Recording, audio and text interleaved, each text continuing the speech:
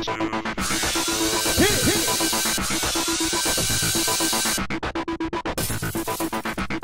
everybody, welcome to another recap of American Idol. Well, it was supposed to be the top 10 girls performing tonight, but it's the top 10 guys.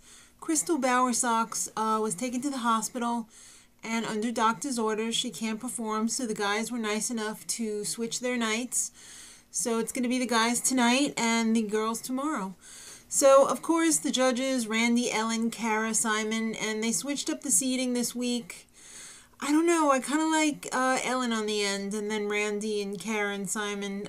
Something bothered me about the seating arrangements tonight. The theme is Billboard Top 10, or Billboard Top Hits. So Michael Lynche was up first. He sang This Is a Man's World. I really like that song. I thought it was a good song choice for him. I was excited to see what he was going to do with it.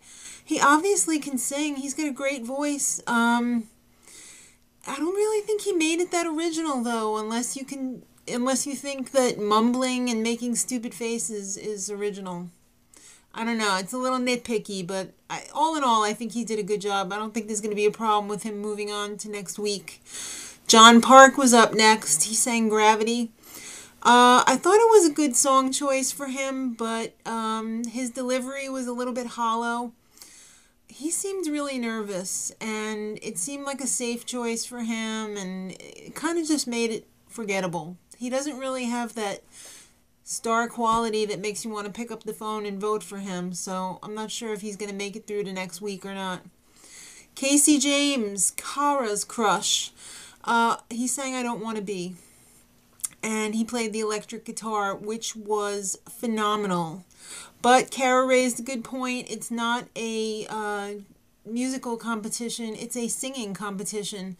But he does have awesome guitar skills, I guess, that he can fall back on or help him out in some way. But this is supposed to be about the vocals. So I didn't like the whole goat boy quality that he picked up in his voice this week. I'm not a big fan of the mumbling either, as I said for Michael Lynch's critique. Alex Lambert was up next. I really like him. He sang Everybody Knows. He was a lot less nervous this week than he was last week. I really like the Jason Mrazzi type tone in his voice. I thought he had a great song choice. I think he just needs to get that hair fixed, and then we can talk. Todrick was up next. He was one of my early favorites. He decided he was going to do a Tina Turner song, What's Love Got to Do With It? I was kind of excited that he picked that song and wanted to see what he was going to do to change it up. I think it really could have been good, but I just didn't like the arrangement that he put it to. Made his voice sound really thin in some parts, and I think he really has a better quality to his voice when he sings with more power. So I hope he makes a better decision next week if he's around. Jermaine Sellers, he sang What's Going On. Again, I love this song, and I was so excited that he was going to perform that song, but then I was so disappointed when he performed it because it was not a good performance.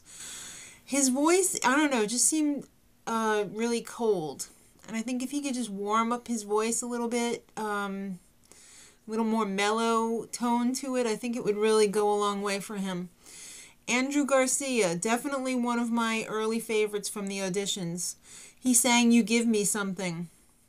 I was really disappointed with his performance this week. He's got a great voice. As a lot of the guys have a great voice this season. They just don't know what to do with it. He seemed really stiff up there on the stage, like he was kind of deer in the headlights. I think if he just would have loosened up and moved around a little bit instead of standing there like a statue, I think it would have gone a long way for him. All right, Aaron Kelly. I want to call him Wonder Boy. He decided to sing My Girl. And he's got an amazing voice, not just for a 16-year-old, for anybody. But even though his confidence has improved a lot since last week, I wasn't a big fan of the arrangement. I don't like that whole country twang. I don't know. Maybe it'll work for him. Maybe he just hasn't developed it enough yet. But his song was kind of forgettable. I didn't think it was anything special. All right, the last two performances of the night were my favorite two performances. I was really surprised that I liked Tim Urban so much. He was up next. He sang Come On Get Higher.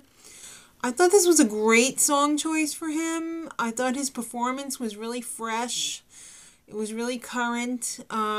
He's more comfortable this week in his own skin. It wasn't like he was going to run off the stage screaming. And yeah, I think he would be great on Glee. So producers of Glee, take note. My all-time favorite performance of the night, Dewyze. He sang Lips of an Angel by Hinder. I thought it was a phenomenal song choice for him. That is perfectly suited to the tone of his voice, but he was freaking nervous. I mean, I thought he was going to jump off the stage. I think a little more confidence for him if he could just work on his stage presence. I think he's one of the best guys, definitely. So I'd like to see him go a little bit further, or a lot further. Tomorrow night, it's going to be the top 10 ladies, hopefully. Hope Crystal Bowersox gets out of the hospital and everything is fine. So till tomorrow, much love.